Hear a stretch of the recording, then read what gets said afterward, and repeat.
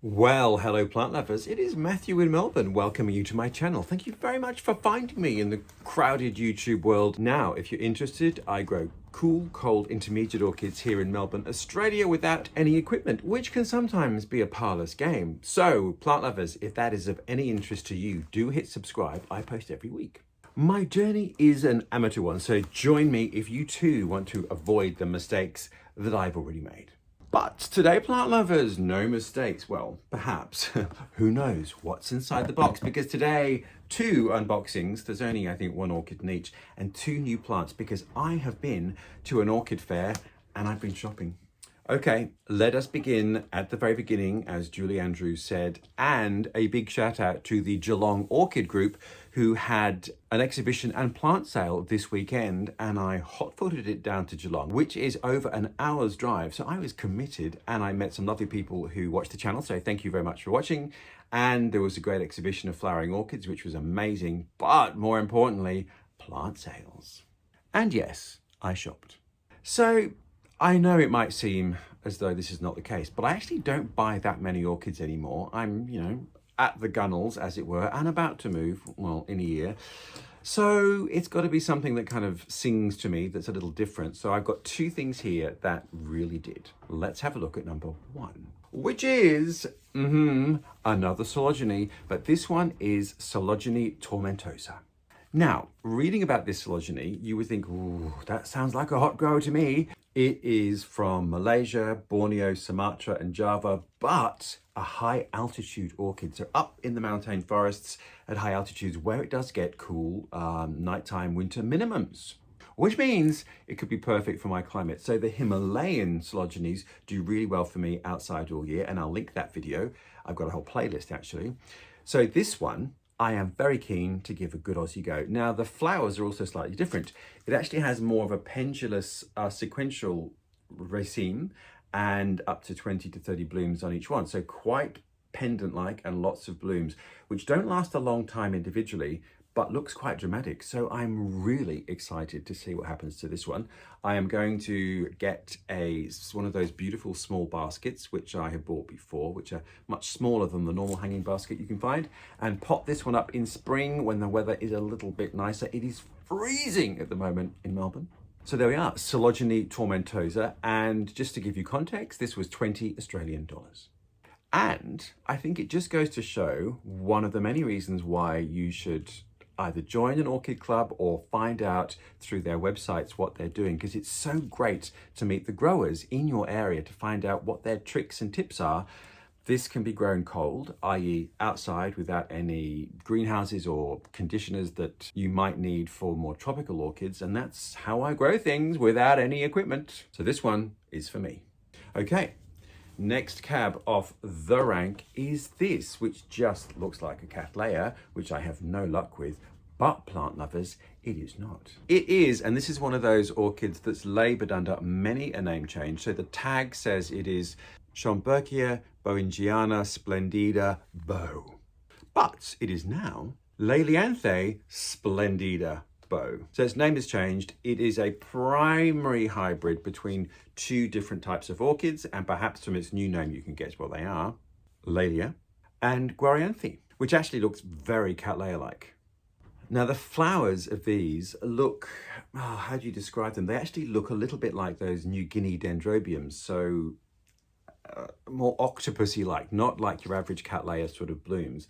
And it's one of those sorts of orchids I've looked at and thought, ooh, too tropical for me. It'll never manage, and I can't manage the whole inside-outside thing, and growing tropical things inside just doesn't work.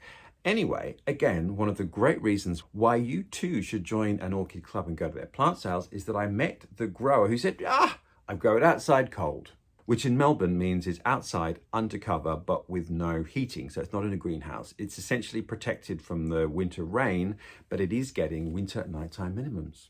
And for us here in Melbourne, in the city, that can get to about 5 degrees centigrade, give or take. It's actually been really cold at the moment. So that's hovering in the high 30s, low 40s Fahrenheit. And the two species ancestors of this actually do come from fairly high altitudes and can take quite cold temperatures, obviously, otherwise it wouldn't be able to survive. So I'm really thrilled. Now, it did have a flower that had just dropped that was in the top of the pot, so I could kind of see what it was like, and it's a deep magenta color. So it is just finished blooming, and there's its wonderful new pseudobulbon growth that it flowered from. So growth habit, very much like a cattleya. And what we then need to see is that we get a new growth probably in spring that will mature, and then that will bloom. And you can kind of see the progression of the plant from these naked older pseudobulbs and how progressively bigger each pseudobulb has got. So a very, very healthy plant. Great to meet the grower, so I could just put any fears at bay that I might kill it through too much cold. And this, plant lovers, was the princely sum of 35 Australian dollars. But I have never seen this for sale anywhere else. Maybe I haven't looked. So let's take that with a grain of salt. So they were my 2 Geelong Orchid Society purchases. Very, very happy with that. So now let me just reach down here and ta-da, bring you the first box. Now, who is this from? Ah, I know what this is. I think this is a Paphiopedilum. Let's have a look. Okay, so I got this from a seller who is a regular contributor to one of the Facebook orchid groups I'm a member of here in Australia. And he also, I think, might have an eBay site, but he basically sells orchids that he grows and hybridizes, in fact, from his nursery in Queensland. And he's largely a Paphiopedilum and a Phragmipedium specialist. So let's just see what is in this magic box. Now, I haven't actually bought Paphiopedilum for quite some time because I've got a few, and well, I've made many a video actually, so many have bloomed, and I've got one that's in spike at the moment.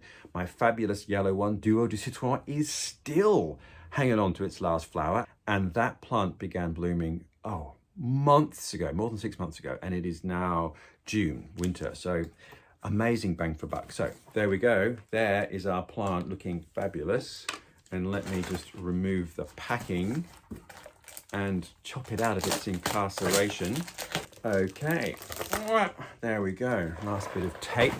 Now the tag is cleverly stuck to the outside. So I will link this grower's Facebook page in the text below, so that if you're in Australia, you can have a look. He is quite the most amazing grower. He sells seedlings, but he also sells mature flowering sized plants, which can be useful because, as we know, Paphiopedilums can be very slow growers. So sometimes it's worth spending the extra bucks to get a bigger plant. And this one is called Sheng Eagle. And let me just tell you what the two crosses are. Paphiopedilum rothschildianum and Paphiopedilum gigantifolium. And what it will do is have multiple flowers on the stem, and I don't think it's sequential, so they will open at the same time. So you get this amazing cascade of beautiful blooms, and that is quite a large and handsome plant. So I have made, excuse the tape, many a Paphiopedilum video. It's a learning process. You know, you kind of think you've got it covered and then realize, you know what, I really haven't. But I think I have to some degree. One of the things is they need a little bit more light than you might be led to believe, but I'll link my playlist for Paths and you can see just where I have gone right and where I've gone wrong. And I have made lots of mistakes, as I'm sure all of us have with these. Once you get it right though, they're very reliable. The only thing is, for me, it can take 2 years of a flowering cycle for each plant to rebloom. Anyway, the seller assures me, I mean, not me personally, but those who are interested, that this cross is much easier to grow than either of the two species ancestors, and it's a reliable bloomer and much less work, and we love that. So plant lovers, there we are. Paphiopedilum hung Sheng Eagle, a multi-bloom path, which will hopefully thrive and prosper and look fabulous.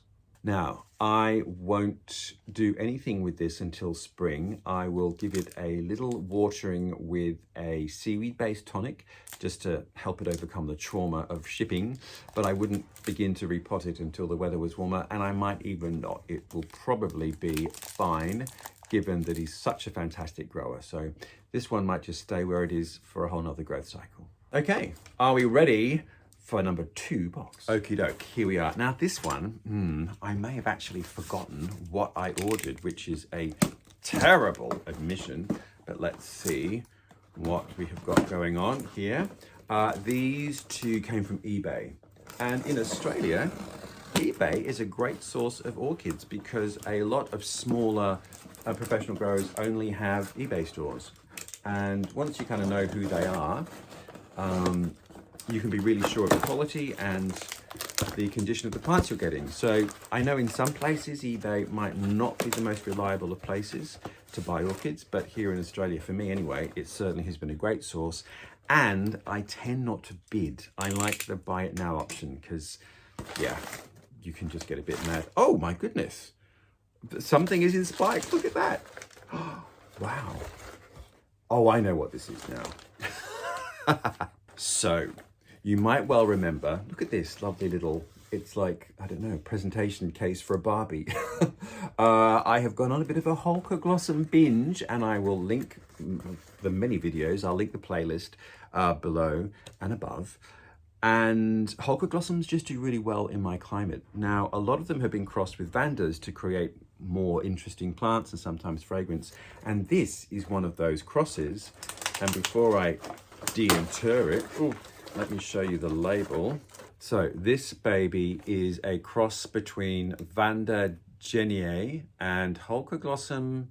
Oh dear. Oh no, the sellotape just ripped off the text. And holcoglossum. But which one? Bear with me while I just search it out. Well, I just looked at the listing and it doesn't say which holcoglossum it is crossed with, which is a little bit annoying, isn't it? But look at that plant. Wowza, very healthy. Very Vanda-like too, much more Vanda-like than holcoglossum-like. Oh my goodness, look at that root. Oh, this is going to present a challenge for me in my growing conditions. But the flowers are really bashed around. But can you see the beautiful form that they've got? Really wide. And then that beautiful coloration in the lip there. A stunning, stunning looking flower. And I doubt very much whether there's any fragrance. There isn't. But yes, the flowers have been very bashed, but there it is. It's going to be a beauty. Look at that. How magnificent. So, this one I am not going to keep outside in these glacial winter conditions. I have a feeling it may have come from a cellar in the tropical north of Australia, which is still in winter, but obviously it's relative. It's cooler there, but it's certainly freezing down here. So I don't want to give this orchid too much of a shock. Let's just see what medium it's in. I'm curious. Okay, so we've unearthed it and it is in a small bark and perlite mix. So that's interesting. I think what I will do is replicate that, maybe slightly bigger bark, and I will put it in one of my own hand-drilled pots, and I'll link the video about how I went about drilling my pots. And I can see that it's quite a mature plant. There's 1, 2, 3, 4, 5, 6 old spikes. So it's obviously floriferous, which is beautiful to see. Fantastic flower. I'll come in and do a close-up of that one. It is so, so stunning. Well, there we go. A new holcoglossum Vanda cross to join the extended family. So there we are, plant lovers, new orchids, and they're all, well, I guess they're not that left of field. I mean, Paphiopedilums aren't, are they? Nor are Sylogenies, but anyway, they're just not Oncidium hybrids. Much as I love Oncidiums, but I feel I have enough. Anyway, these 4 are going to give me great pleasure. I'm looking forward to potting up the Sylogeny in spring when it's a bit warmer, and figuring out how on earth I'm going to grow and present this beauty, holcoglossum Vanda cross. I wonder which holcoglossum it's crossed with. And the cross doesn't have a name, so you can't search it out to find out what the ancestors were. It's a bit annoying, isn't it? Never mind. Most holcoglossums can deal with my climate.